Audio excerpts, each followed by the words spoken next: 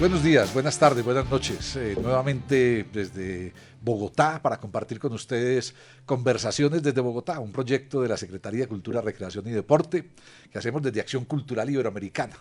Cultura en Iberoamérica, Conversaciones desde Bogotá, un videopodcast que hacemos para generar reflexiones sobre políticas, sobre acciones culturales. Blanca Andrea, muy buenos días. ¿Para qué la cultura? Uy, ¿para qué la cultura? Para todo, para transformar nuestras sociedades, para identificarnos como humanos, para acercarnos y unirnos con los otros, para definir cómo son nuestras sociedades. ¿Para qué la cultura?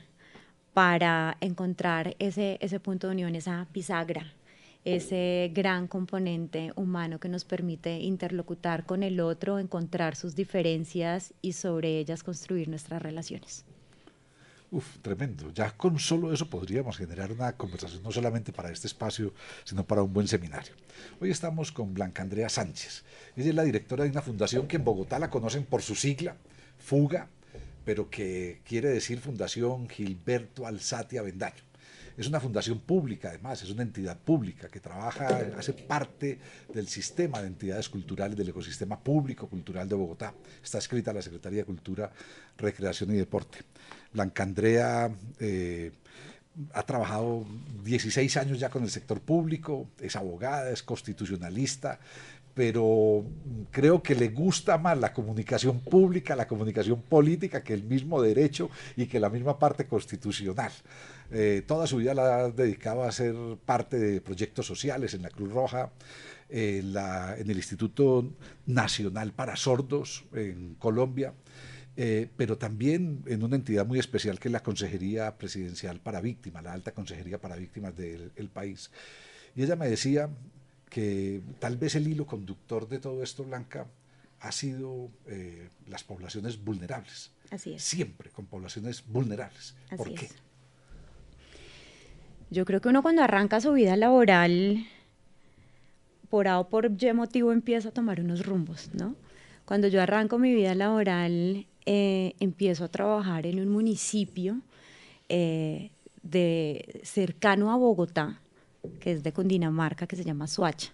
Soacha es el municipio con mayor población, por así decirlo, de la sabana de Bogotá, el departamento de Cundinamarca, y es una población que tiene muchas dificultades en su presupuesto. Es un municipio receptor de migraciones, pero es un municipio que tiene todas las riquezas naturales y todas las riquezas que uno podía encontrar en un lugar aunado a todas sus problemáticas. Trabajar en esa administración me dio la oportunidad de empezar a entender eso, la dinámica social, las complejidades de las poblaciones y cómo trabajar desde los temas sociales es lo que realmente me llenaba el alma para hacer esto que hoy creo que soy, que se llama la gerencia pública, ¿no?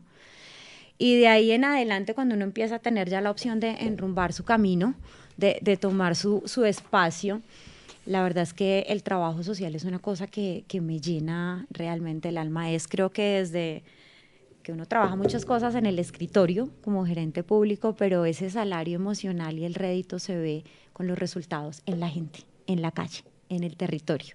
Y esa es la bondad del trabajo social y creo que ha sido lo que más me ha dado satisfacción.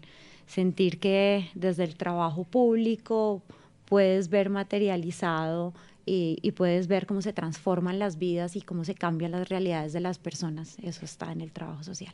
Blanca Andrea, bueno, y siempre te voy a decir Blanca Andrea porque yo tiendo a usar solo un nombre, pero si te digo Blanca en tu familia no entenderían un carajo, ¿cierto? Es verdad, es verdad. No sabrían con quién estamos hablando. Es verdad. ¿Cuántas Blancas hay en tu familia? ¿Tus hermanas? Mi hermana Sí. se llama Blanca y mis primas todas se llaman Blancas. Bueno, me han preguntado eso en una entrevista, pero es curioso. Sí, mi abuela paterna fallece cuando mi papá y mis tíos son muy pequeños. Y digamos que como homenaje a su mamá muerta cuando ellos son muy niños, todos deciden como cuando tengamos hijas les vamos a poner el nombre de mi mamá, o sea, Blanca. Nosotras llevamos el nombre de mi abuela. Entonces, si hay una reunión familiar donde estamos todas y alguien dice Blanca, pues volcaríamos 5 al tiempo a mirar. Sí. Sería muy gracioso. Entonces, el nombre que nos acompaña es realmente como nos llaman en la familia, ¿no? Andrea, Alejandra, Lorena, Johanna, Milena.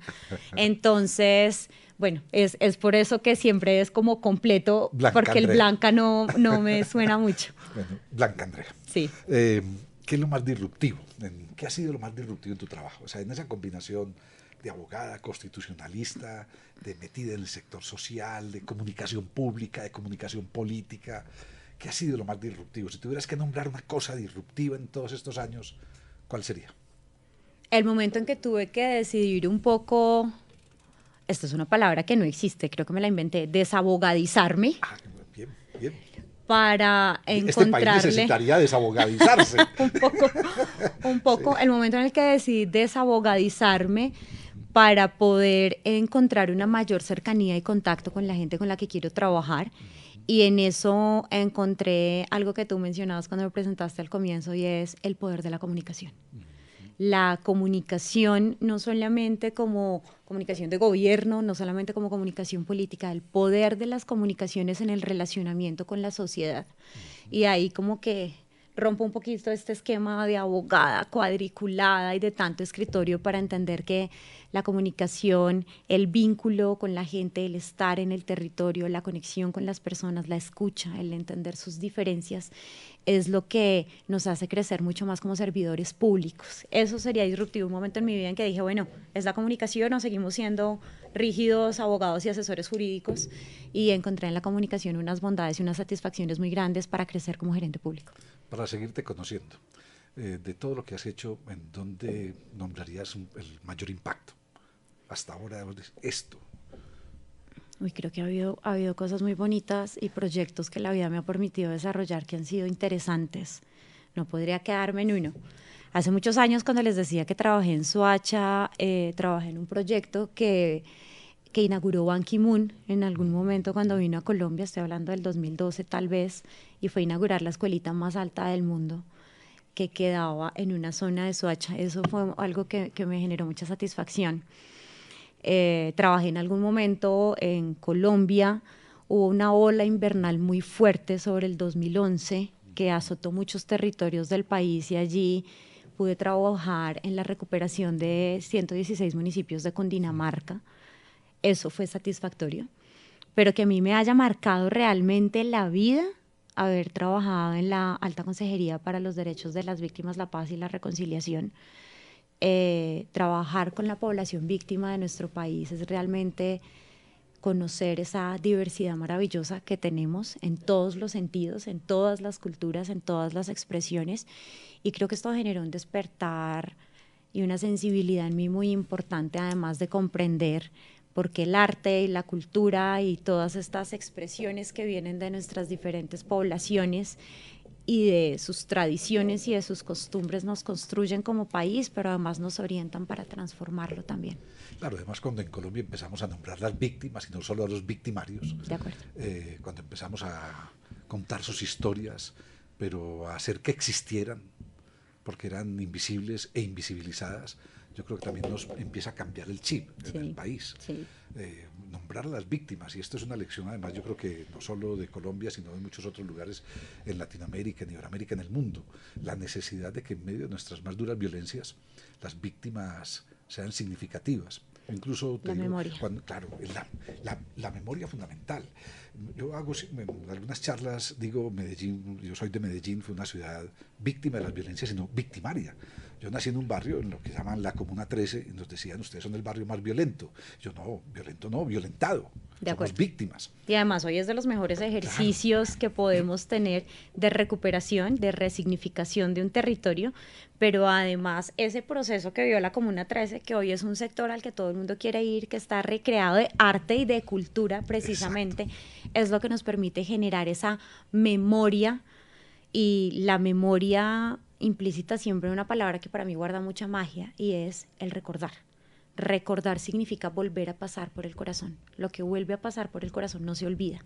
¿no? Y esa creación, ese recordar, esa memoria es seguramente la razón por la cual uno de los postulados de nuestra política de paz nacional es la no repetición, ¿no? Recordar y construir memoria. Pues luego voy a volver a lo de víctimas porque ahí me dice una clave para hablar ahora con el tema que espero que sea central en esta charla, que es el centro de la ciudad, porque es tu campo de acción. Blanca Andrea, tus referentes.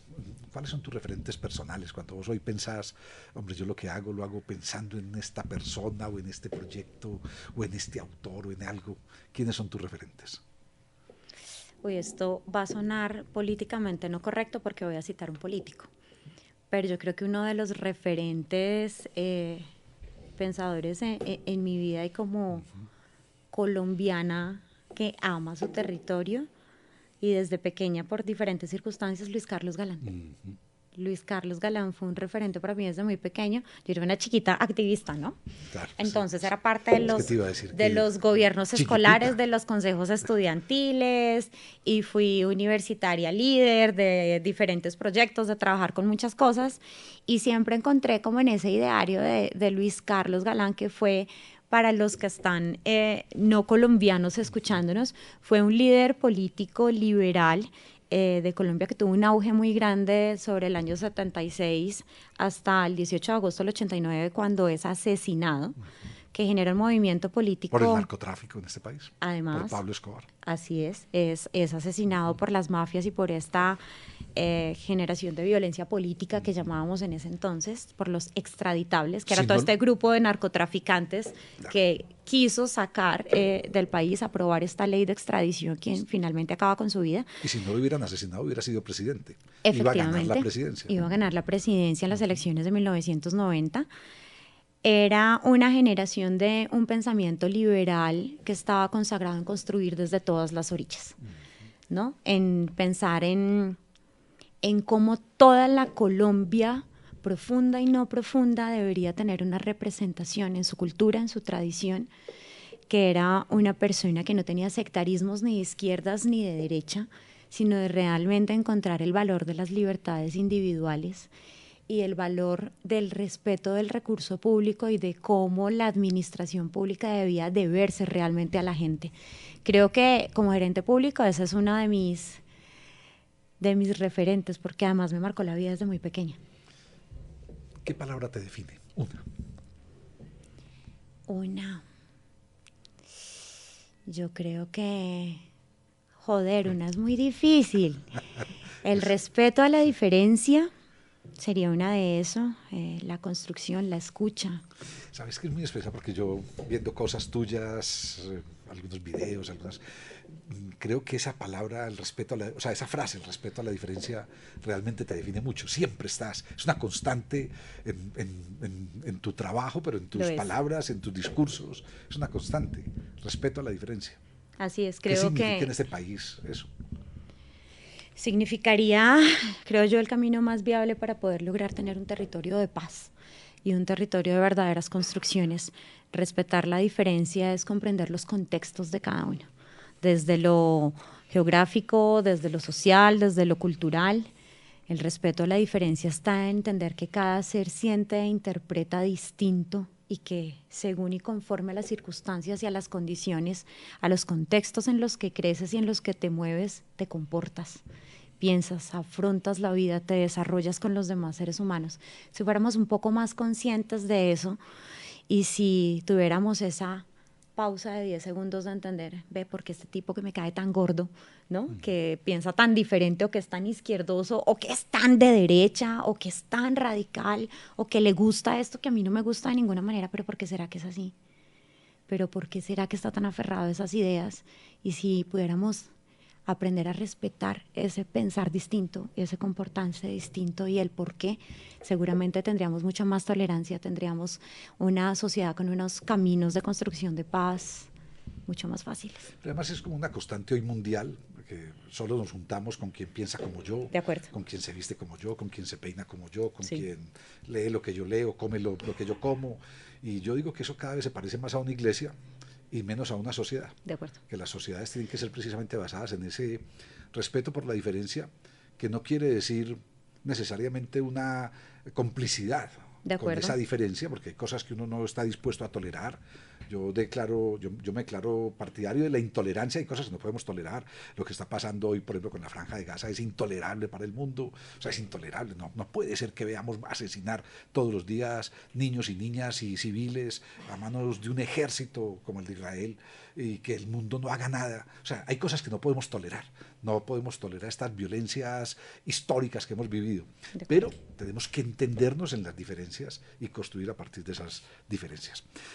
Para meterme con hablar del Centro de Cultura necesario para que lo entendamos todos en Iberoamérica, hace esta entrevista, esta grabación que esperamos que se vea dentro de 1 año, 2 años, 3 años, en muchos lugares también que se siga viendo, la hacemos en marzo del 2025, en DC Radio, que además una emisora de la Alcaldía de Bogotá, que nos presta su estudio aquí con el equipo de comunicación tuyo, con el equipo de comunicación de la Secretaría de Cultura. Entonces, muchas gracias a todos estos equipos que hacen posible. Bueno, esta entrevista la hacemos en marzo del 2025. Llevas un poco más de 1 año dirigiendo una entidad que se llama Fundación Gilberto Alzate Avendaño, porque es pública. Ayúdanos a entender eso. ¿Qué es la fundación y qué hace? Bueno, la Fundación Gilberto Alzate Avendaño es una entidad adscrita, es decir, es como una hija chiquita de las entidades que componen el sector de la cultura en la Alcaldía Mayor de Bogotá. Son 6 entidades las que componen el sector de la cultura. La Fundación Gilberto Alzate Avendaño es una, que es muy curioso porque cuando uno hace eco de fundación, la gente dice, atiendan niños, atiendan a personas desfavorecidas, esto privada, es de ánimo privado, es filantropía, bueno, como todas estas cosas que se le pueden venir a uno a la cabeza cuando menciona la palabra fundación, pero en realidad es una entidad pública que vive del recurso público del el erario de la Administración Distrital de Bogotá, que obedece su nombre así gracias a que hace más de 50 años una donación de una colección de arte por parte de una persona activista del Partido Conservador colombiano que se llamaba Gilberto Alzate Avendaño. Era una persona amante de las artes, tenía una gran colección de arte y en su momento y con el ánimo de entregarle al centro de Bogotá, al eje fundacional de la ciudad, una herramienta para su construcción cultural, dona como toda esta colección y toda esta obra de arte que él tenía y nace de allí la Fundación Gilberto Alzate Avendaño. ¿Y qué hace? ¿A qué se dedican ustedes? Bueno, la Fundación Gilberto Alzate Avendaño tiene unas particularidades muy especiales en lo que son las entidades de Bogotá. Una es que tiene una jurisdicción muy especial, es decir, operamos en un territorio específico de Bogotá. Bogotá, para los que nos escuchan fuera, es una ciudad que está, por así decirlo, territorialmente dividida por 20 localidades, ¿no? Por 20 territorios. O sea, estos casi 10 millones de personas, sí. 20 localidades. Si estuviéramos en Ciudad de México, cada una de esas localidades sería una alcaldía. De acuerdo. Ya existen 16 alcaldías en esas 20 localidades. Pero aquí es una sola ciudad, con un solo alcalde, el alcalde mayor, y 20 localidades. Que tienen unos alcaldes menores, pero todos obedecen al alcalde mayor. Bien, de acuerdo. Esos alcaldes menores no son elegidos, sino nombrados. Exactamente. Bien, o sea, son funcionarios nombrados por el alcalde. Así es. Y de estas 20 localidades, la FUGA o la Fundación Gilberto Alzate Avendaño se encarga de trabajar en 3 de ellas muy especiales, que son las 3 localidades que geográficamente componen el centro de la ciudad, el eje fundacional de Bogotá. O sea, la localidad está en el centro. El centro, sí. 100% centro, que es la localidad de Mártires, de Candelaria y de Santa Fe. Son las 3 localidades en donde la Fundación tiene un mayor eco de trabajo. ¿Y cuál es la idea aquí? La revitalización y la permanencia de la oferta cultural y artística de esta zona. Como ocurre en Buenos Aires, como pasa en México, como pasa en Sao Paulo, los centros son ejes históricos, primero que todo, pero además son ejes culturales. En el centro de Bogotá encontramos la mayor apuesta y la mayor concentración de museos, de galerías, de librerías, o sea, es un centro cultural por naturaleza, que además recoge toda la riqueza patrimonial y arquitectónica, pues porque si es el eje fundacional, las primeras edificaciones y las más bellas las encontramos en gran parte en el centro de Bogotá. Además, tu oficina está en el centro puro, en la 10ª con tercera. Así es. El corazón del centro de Bogotá. En en el barrio La Candelaria, es un barrio bellísimo. Quienes no hayan venido a Bogotá alguna vez, cuando vengan a Bogotá, lo que hay que recorrer fundamentalmente es ese centro, el centro histórico y el barrio La Candelaria especialmente. Así es, uno de los ejes turísticos más importantes de Bogotá para todos los que vienen siempre está en el centro. En el centro está la Casa Presidencial, en el centro está el Palacio de Líbano, que es la alcaldía de Bogotá, la Plaza de Bolívar, Libertador del país, están los centros culturales más hermosos, los teatros más hermosos, el Teatro Colón, está el Centro Nacional de las Artes, y puedo decirte que tenemos 11 centros culturales, o sea, museos, ubicados en un perímetro de 2 cuadras, básicamente, que es la calle 10 y la calle 11, entre la sexta y la tercera. Está el Museo del Banco de la República, está el Museo de la Filatelia, está el Museo de la Moneda. Está absolutamente, el Museo de los Bogotá, Trajes, la Casa de Bolívar, el Miguel Urrutia, el Museo Militar, el Museo de Bogotá, en 2 cuadras. O sea, usted no necesita desplazarse ni caminar demasiado para encontrar todo un centro cultural maravilloso en el centro. En 2024 yo estuve en la noche de museos y fue ahí en el Museo Bogotá, pero además salía uno a las 10 de la noche, filas enteras para esa noche de los museos en Bogotá, en esas 2 cuadras que decías, pero filas de 2 cuadras para entrar a un museo a las 10 de la noche, una maravilla. Así es. El centro es tu territorio y la cultura es el centro de tu trabajo en ese territorio. De acuerdo. ¿Cómo se combinan las 2 cosas? O sea, ¿qué pasa en una semana normal, tipo en la Fundación Gilberto Alzate Avendaño, en la cultura en el centro? Bueno, la Fundación hoy, marzo 2025, y desde hace 8 años tiene, digamos, 2 líneas o 2 ejes de trabajo muy importantes. Una, que es la oferta permanente de la cultura y el arte para propios y visitantes.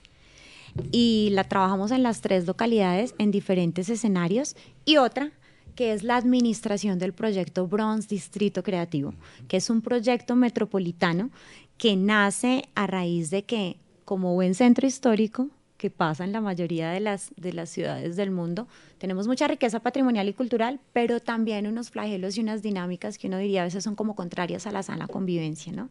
Los centros también suelen tener un poco de habitabilidad de calle, un poco de conflicto, de desplazamiento, de algunas situaciones que los hacen complejos, y el centro de Bogotá pues no fue la excepción. La historia dirá por siempre que en el centro de Bogotá, a 3, 4 cuadras de la Casa Presidencial de la Alcaldía Mayor de Bogotá, se desarrolló uno de los espacios más complejos de convivencia que hubiese podido tener la ciudad, que fue un cinturón de tolerancia, por así decirlo, complejo, de microtráficos, de mafias, de prostitución, de trata, de muchas actividades contrarias a la sana convivencia de una ciudad, de un centro. Esto a raíz de las dinámicas del desplazamiento, a raíz de las dinámicas propias del narcotráfico que trazó tan fuerte en nuestro país desde los años 80 en adelante. Entonces hubo una calle que se llamó con el tiempo el Bronx, o la L, también es conocida así internacionalmente, que empezó a llenarse de mucho habitante de calle, y instrumentalizados también se volvieron una serie de prácticas de mafias, de sicariatos, de zonas muy complejas, que el 15 de marzo del 2015 el alcalde de la época, Enrique Peñalosa, decide decir, no más, esto tiene que parar. Se hace una toma del territorio, obviamente con una gran apuesta de fuerza pública, de militarización. Se toma el espacio, se empieza a reubicar a toda la gente que vivía sobre esta zona, se hace una compra de cerca de 48 predios que luego son demolidos por gestión predial para poder como acabar como con toda esta este espacio de pobreza y de dinámicas tan conflictivas.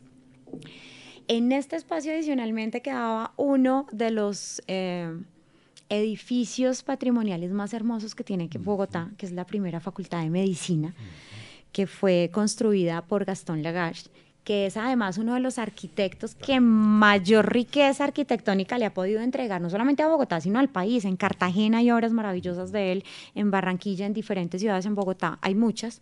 Por ejemplo, el Palacio de San Carlos, que es donde queda parte de la presidencia, fue hecha por él. El Palacio de Líbano, donde queda la alcaldía, fue hecha por él también.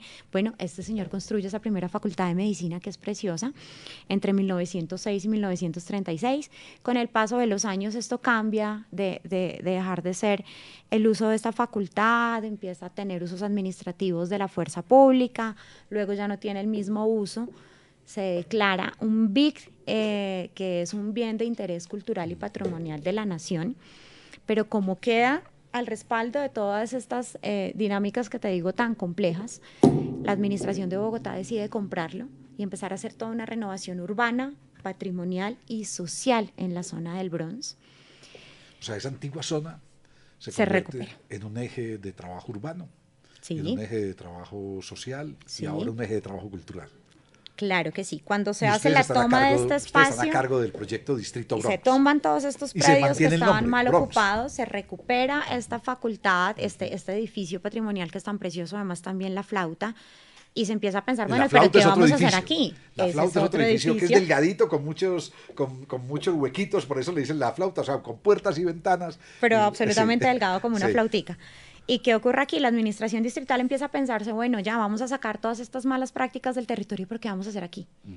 ¿Y qué vamos a hacer aquí? Que vamos a ocuparlo con arte y con cultura. Vamos a recuperar ese espíritu grande de lo que es el centro de Bogotá, ese centro cultural, y vamos a dedicarlo al arte, a la cultura, a las industrias culturales y creativas, y es un proyecto que lleva desarrollándose ya desde el 2015.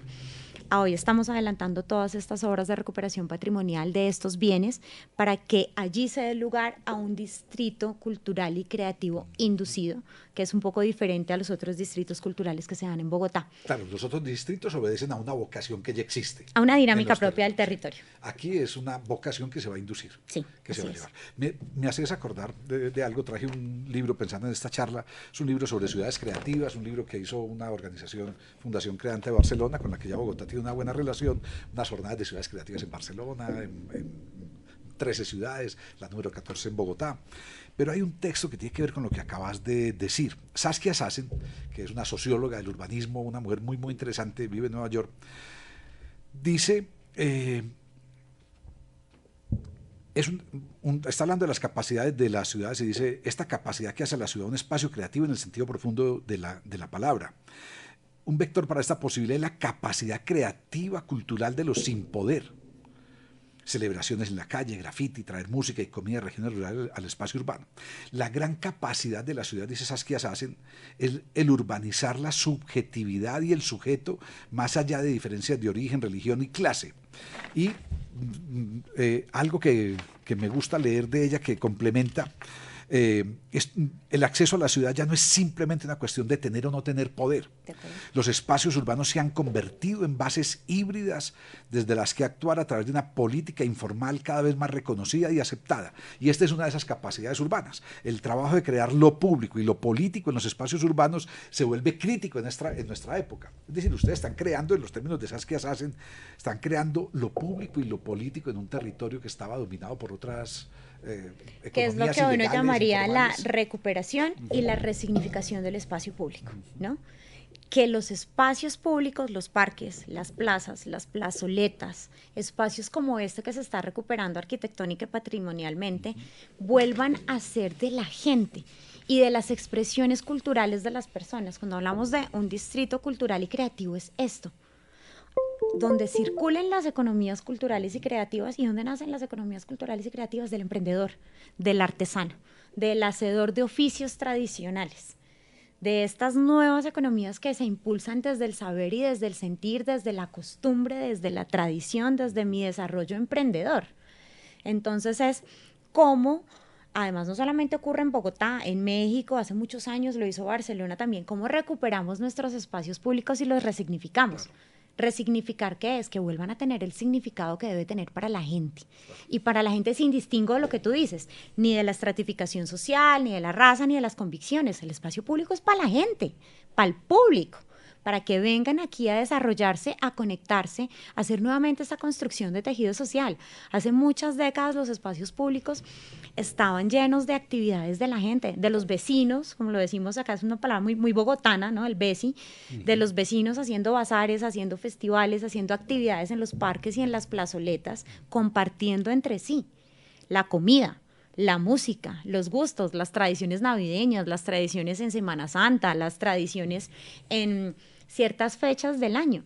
Eso se fue perdiendo un poco con el crecimiento y la sobredensificación de las ciudades, ¿no? Que cada vez echamos más para arriba en edificaciones cada vez más altas donde tenemos menos contacto de conocernos con el vecino. Entonces, recuperar y resignificar el espacio público es eso, volver a ser de lo público un punto de encuentro, de relacionamiento, de construcción de tejido, donde también se desarrollan economías, pero donde hay este respeto a la diferencia, volver a encontrarme con el otro y empezar a desarrollar una construcción ciudadana y cívica distinta. Si uno recorre hoy el distrito Bronx, se encuentra una cosa que es muy extraña, Blanca Andrea, y es 2 edificios y en la mitad, entre los 2 edificios, un techo. Sí. En una calle, o sea, ustedes techaron una calle del centro de la ciudad. ¿Qué va a pasar ahí? ¿Ese techo qué es? Bueno, esto es uno de los proyectos arquitectónicos más innovadores, no solo de Bogotá, sino de Latinoamérica. Entre la flauta y la facultad que ya hablamos, 2 edificaciones republicanas preciosísimas. Hay una calle que va a tener absoluta entrada libre a público, que va a estar techada ya. Son más de 3.700 metros cuadrados que van a estar destinados a hacer un nuevo escenario para las artes vivas, musicales y plásticas. Y este techo, que es lo realmente innovador, tiene unas vigas de madera espectaculares con una cobertura en vidrio, donde vamos a poder estar a la luz del día, entre 2 edificaciones preciosas, teniendo cualquier tipo de actividad, incluso de circo y malabarismo, porque la infraestructura de este techo nos va a permitir desarrollar ese tipo de actividades en un piso de mármol, lo cual le va a dar una estatura y una elegancia y, digamos, una belleza al centro de Bogotá único. Efectivamente, y va a tener capacidad para tener hasta 4.000 personas asistentes a todas estas actividades que vayamos a desarrollar allí. Seguramente cuando mucha gente escuche y vea esta video podcast en un año, ya esto estará en funcionamiento y es una maravilla. Ustedes busquen en internet Distrito Bronx, Bogotá, y busquen de paso por algo que dijiste ahora, Blanca Andrea, sobre la potencia de los emprendimientos y el fortalecimiento de los emprendimientos en la página web de la Fundación Gilberto Alzate Avendaño. Busquen Fundación Fuga o Fuga Bogotá o Fundación Gilberto Alzate Avendaño Bogotá. Van a encontrar Bronx Distrito Creativo, claro. Y ahí les sale absolutamente todo. Y ahí van a encontrar una plataforma centro, que además es una plataforma de emprendimientos en el centro, clasificados por cerámica, por artes, por diseño, por joyería, por todo, que es un muy buen espacio para potenciar, para visibilizar estos emprendimientos. Retos y oportunidades del centro en este año que llevas en la Fundación Gilberto Alzate Avendaño. Los centros, como decías, ahora tienden a ser duros, y eso lo vimos en muchas partes de Iberoamérica, muchísimas partes. El centro de Sao Paulo que mencionaste ahora, Sao Paulo tiene una parte que es Cracolandia, durísima, junto a la Pinacoteca. El centro de Buenos Aires, el microcentro hoy en la noche es durísimo. En fin, retos y oportunidades para el centro de Bogotá desde el trabajo cultural. Retos, seguir visibilizando la pluriculturalidad que se encuentra en el centro de Bogotá. El centro de Bogotá, para el que quiera venir a conocerlo, si me lo preguntaran a mí, mi definición del centro de Bogotá es una fiel fotocopia de toda una Colombia en 3 localidades. Lo que es Colombia en su diversidad y en su pluriculturalidad se encuentra en el centro de Bogotá. Todas las culturas, todas las etnias, todos los estratos sociales, componente rural maravilloso, un componente arquitectónico patrimonial precioso, desde el estrato 0 hasta el estrato 6, todas las dinámicas que ocurren en Colombia, desplazamiento, migración, pobreza, pero también riqueza, centros culturales, arte, música, todo se encuentra en el centro de Bogotá. El reto, aprender a vivir e interpretar esa pluriculturalidad que tenemos para poder tener una oferta más dirigida, más amplia y más incluyente. Yo creo que el centro tiene ese deber de empezar a liderar esta gestión cultural de ciudad cada vez más accesible y cada vez más incluyente para todas las audiencias en todos los lenguajes. El reto, trabajar por la apropiación del espacio público. Tenemos unos espacios públicos maravillosos en el centro de Bogotá que han perdido su valor en los transeúntes un poco, y creo que tenemos que volver a apropiarnos de ello. Hay que recuperar esta bogotaneidad, ¿no? Que el que se sienta en Bogotá se sienta orgulloso de estar en esta ciudad, que tiene una historia maravillosa, que tiene una riqueza arquitectónica maravillosa, cultural, pluricultural, de unos ocupantes y de una narrativa de país impresionante, y hay que recuperar eso. Ese es un gran reto. Recuperar la bogotaneidad, recuperar este orgullo de ciudad, de capital, de el eje fundacional. Ese es uno de los retos, pero a su vez es una gran oportunidad, porque es volver a llevar la mirada a toda esa grandeza que tenemos para volver a trabajarla desde el vecino, desde el adulto mayor, desde todos los abuelos que habitan el centro de Bogotá y desde estos nuevos jóvenes que tienen que encontrarle nuevamente este sentido a vivir en la Candelaria, a las cosas preciosas que trae el barrio Santa Fe, a la historia que trae los mártires, que no se llama los mártires en vano, sino que es un territorio donde la construcción histórica de nuestro país se dio allí. Las grandes historias de Colombia pasan por los mártires, por esta localidad. Entonces creo que nuestros retos son a la vez una gran oportunidad, aprovechar la riqueza que tenemos en los cerros orientales de la ciudad. La belleza, Es que el centro de Bogotá tiene para todo lo urbano, pero tiene todo lo rural. Para quienes no hayan visto, es que el centro de Bogotá limita, o sea, está ahí encima de tu oficina, están los cerros, están las montañas, unas montañas espectaculares, que son además el paisaje que domina la geografía bogotana. De Bogotá, es impresionante. Que de hecho se llaman los cerros tutelares por eso, ¿no? Son los que tutelan, son los que cubren, son los que protegen, por así decir, la ciudad, los que nos bordean. Así que creo que desde los mismos retos están las oportunidades también. ¿Hay alguna ciudad con la que ustedes compartan este tipo de proyectos del centro y de la cultura? ¿Alguna ciudad en Iberoamérica que usted diga, no, me está pasando algo parecido en otro lugar? Sí, hay diferentes ciudades. Creo que ahora mismo desde el sector cultura estamos trabajando muy de la mano, por ejemplo, con México. México es una ciudad en la cual culturalmente tenemos muchas afinidades. Sí. Y que el desarrollo de sus centros ha tenido unas apuestas, unos retos y también unas oportunidades muy parecidas. Desde la Fuga estamos trabajando muy de la mano con México, con Zapopan, que es una municipalidad preciosa en Guadalajara, en el estado de Jalisco, donde estamos trabajando como esta experiencia de recuperar esta zona tan compleja del Bronx, pero también de tener tanta oferta cultural, nos ha permitido construir tejido social, reforzar la oferta cultural, darle otra mirada al centro y empezar a construirlo nuevamente desde la gente. En estos aprendizajes de la Fundación, de todos estos años, de los años que lleva la Fundación, 40 años del año de ustedes en esta alcaldía, ¿cuáles aprendizajes de Bogotá les podrían servir hoy en cultura en el centro a otras ciudades de Latinoamérica? Si dijéramos, hombre, vénganse, vamos a hacer una misión de 10 ciudades de Latinoamérica que van a venir a ver lo que estamos haciendo en el centro de Bogotá, ¿cuáles serían esos aprendizajes principales? ¿Qué les mostraríamos? Empezar a trabajar las alianzas con los demás centros. Yo creo que estamos en un momento, y cuando digo un momento no aplica para marzo del 2025, sino de unos par de años atrás y seguramente hacia adelante también, donde los centros culturales y el sector cultura tienen que trabajar unidos, ¿no? Si tenemos 11 museos, no puede ser tu museo haciendo una convocatoria y también el tuyo, y también el tuyo, y también el tuyo, sino, carajo, tenemos un poder de convocar, de transformar, de generar unas dinámicas y unas acciones en torno de la gente que tenemos que trabajar juntos. Nosotros desde la Fuga en esta administración hecho una apuesta muy grande y es la cultura no es allá el Museo de Bogotá, ni el Museo de los Trajes, ni la Casa de Bolívar, ni el Miguel Urrutia, somos todos.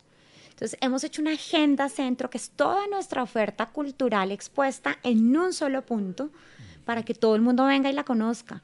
Y si usted tenía en su mente venir a turistear y a recorrer la Candelaria para ir a uno solo de los museos, aquí le vamos a contar cuáles son los otros 10. Claro. Y venga y recórrela y disfrute de eso. ¿Qué más le podemos contar a la gente que ha sido una buena práctica? Yo hago una recomendación. A mí hay uno que me encanta, que casi nadie conoce, el de la filología. Sí. El de Caro y Cuervo. Sí, así es. Una cosa extraña, o sea, lo que pasa es que eso es un tema raro para mucha gente. El poder y el significado de las palabras, es maravilloso. Es impresionante, la casa de Caro y Cuervo es espectacular. Así es, entonces trabajar la oferta cultural muy de la mano, creo que robustece y hace más fácil el trabajo. En un momento en que los recursos para la cultura son tan complejos, creo que trabajar juntos es un gran ejemplo y es algo en lo que todas las ciudades deberíamos estar llamados. 2, abrir los escenarios, las salas de exposición, las tarimas, nuestros auditorios a los artistas emergentes y darles apoyo. Eso es algo que trabajamos muy desde el centro, la visibilización de los nuevos artistas, de los artistas emergentes y de mediana trayectoria es importante y desde luego la oferta cultural totalmente abierta a todos los públicos y que sea incluyente y accesible. Eso sí que debería ser un ejemplo y una tarea de todos los espacios culturales. Claro. Además, ustedes tienen hoy otro desafío, es que en el Plan de Desarrollo de Bogotá 2024-2027 está Bogotá de noche. Además. Bogotá 24 horas, 7 días de la semana. la economía de la noche, la gobernanza nocturna, y eso en los centros sí que es un tema... Es un tema y es un reto muy importante que además tenemos que abordarlo no solamente desde lo público, sino también desde lo privado. La noche se mueve en torno a la oferta de la noche, a la fiesta, a la rumba, pero también a que el restaurante pueda estar abierto hasta más tarde, a que tengamos garantías de seguridad, a que tengamos espacios. El transporte, por ejemplo, es fundamental para poder llegar a tener una oferta nocturna más abierta, y eso no se va a lograr sino trabajándolo de la mano entre públicos y privados. Y yo creo que el sector cultura, que está llamado a el respeto por la diferencia y a encontrar el valor en las dinámicas de los que todos los sectores desarrollamos, pues es ahí donde también somos un gran ejemplo, trabajar de la mano públicos y privados, comerciantes, restaurantes, cafés, galerías, museos, públicos o privados. Aquí estamos todos montados en un gran barco para sacar este gran sector de Bogotá, que es el centro, y para poder activarlo en la noche. Porque si tenemos dinámicas complejas en la seguridad, pues seguramente no solamente la Policía Nacional, que es desde lo público quien hace la guarda, sino también los esquemas de vigilancia, los restaurantes, de los museos, sean del sector que sea, empezamos a generar unas sinergias y unas dinámicas que nos ayudan a activar la ciudad de una manera mucho más propositiva. Bien, voy a cerrar con 2 preguntas para respuestas más o menos rápidas. Una, yo empecé preguntándote para qué la cultura, ahora te pregunto, ¿para quiénes? Esa pregunta alguna vez la hizo mi hijo en un documental que nos estaban haciendo, ambos estábamos participando, y yo dije, yo creo que la pregunta fundamental de la cultura es el para qué, y mi hijo me miró y dijo, hombre, yo estoy parcialmente de acuerdo con mi padre, o sea, estaba totalmente en desacuerdo. Y dijo, yo lo que creo, papá, es que nos tenemos que preguntar es para quién es la cultura, quiénes estamos dejando por fuera. Entonces, en un proyecto cultural del centro, ¿para quién es la cultura? Para absolutamente todos. La cultura no puede seguir siendo concebida como y perdón lo que voy a decir, sí, ni un adorno, claro, ni un plus, ni un favor. Ni un privilegio. De acuerdo. La cultura como derecho. La cultura como el derecho a la educación, como el derecho a la salud es fundamental. La cultura como derecho para todos, y por eso hago tanto énfasis en la inclusión y en la accesibilidad. La cultura para las personas en condiciones diversas cognitivas, la cultura para las personas con condiciones de movilidad, la cultura para los pueblos étnicos, para los negros, los afros, los palenqueros, los raizales, para nuestros pueblos indígenas, la cultura para los menos favorecidos, la cultura para el habitante de calle, la cultura para el adulto mayor que después de haberle aportado todo un mundo de trabajo a la sociedad, viene a estar en su casa solo. La cultura para reactivar el territorio, la cultura para absolutamente todos, para las nuevas audiencias, para los niños, para el desarrollo de sus imaginarios, para el desarrollo de las nuevas sociedades, la cultura para los que habitan las plazas de mercado, la cultura para todos los que llegan fuera del territorio y tienen una manera de encontrarse otra vez con sus congéneres. Qué difícil es para una persona llegar a una ciudad viniendo desde otro pueblo donde la jerga o el lenguaje o el léxico es tan distinto, donde la culinaria, la gastronomía es diferente, donde las costumbres son distintas, y acoplarse a un espacio no es tan difícil, pero la cultura nos permite ese encuentro con los míos que también están en este espacio, con los otros que son distintos a mí, pero aquí nos encontramos en el disfrutar. La cultura para todos debe ser un derecho y debe ser además hasta un deber el involucrarse con los espacios culturales, porque nos permite unos desarrollos además que impactan la salud mental, si vamos a hablarlo ya en extremos. La cultura absolutamente para todos, con inclusión y con accesibilidad, y algo que suelo decir más allá del respeto a la diferencia, y es el centro en la inclusión y la inclusión en el centro. Sin esas dos llaves mágicas no podríamos hablar de que la oferta artística y cultural pueda llegarle a absolutamente todos los públicos. Yo no sé si las cámaras van a alcanzar a captar el brillo en tus ojos mientras decías todo eso, Blanca Andrea, y eso es tremendamente emocionante. Y se nos acabó el tiempo, pero quiero una última respuesta corta. A mí me gustan más las preguntas que las respuestas, siempre. O sea, creo que la humanidad se hace por las preguntas. De acuerdo. ¿Qué preguntas te haces hoy? En tu trabajo y en el centro y en cultura, ¿cuáles son las preguntas? 1 o 2 preguntas con las que nos despidamos. ¿Cómo seguir encontrando desde la cultura herramientas para transformar imaginarios que nos lleven a sociedades más constructivas, cívicas y de paz? Siempre lo pienso. Los conversatorios, los foros, las exposiciones, la fotografía, las charlas, siempre sigo pensando cómo más sacarle con todo respeto y sin instrumentalizar a la cultura ese jugo que nos permita seguir haciendo construcción de tejido para poder entendernos mucho más como pares a través de estos mecanismos para hacer unas sociedades mucho más cívicas y que puedan transitar en paz, en ese verdadero respeto a la diferencia. ¿Qué otra pregunta me hago? ¿Cómo vincular cada vez más a las audiencias pequeñas? Los centros de las ciudades generalmente son hostiles para la primera infancia, ¿no? El centro de Bogotá, el centro de Medellín, sí, claro. El centro de Cali, el centro de México. Sí, las plazoletas, los museos, los grandes lugares patrimoniales, ¿dónde están los parques infantiles? ¿Dónde están estas ciudades que debemos pensarnos de 95 centímetros? ¿Dónde olvidamos a veces desde la cultura una premisa? Y es otra de las frases que repito un montón, yo parezco disco rayado, y es: un espacio que es seguro y amigable para los niños es un espacio en el que podemos estar seguros y felices todos. Y nuestros centros no son así. Entonces, esa es otra pregunta que me hago.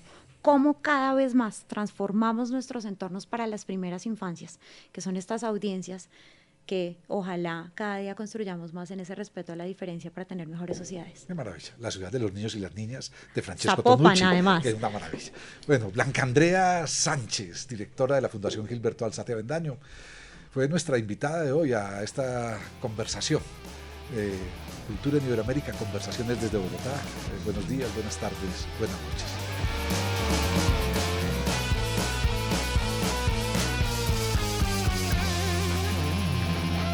Aquí sí pasa. Bogotá, mi ciudad, mi casa. Alcaldía Mayor de Bogotá.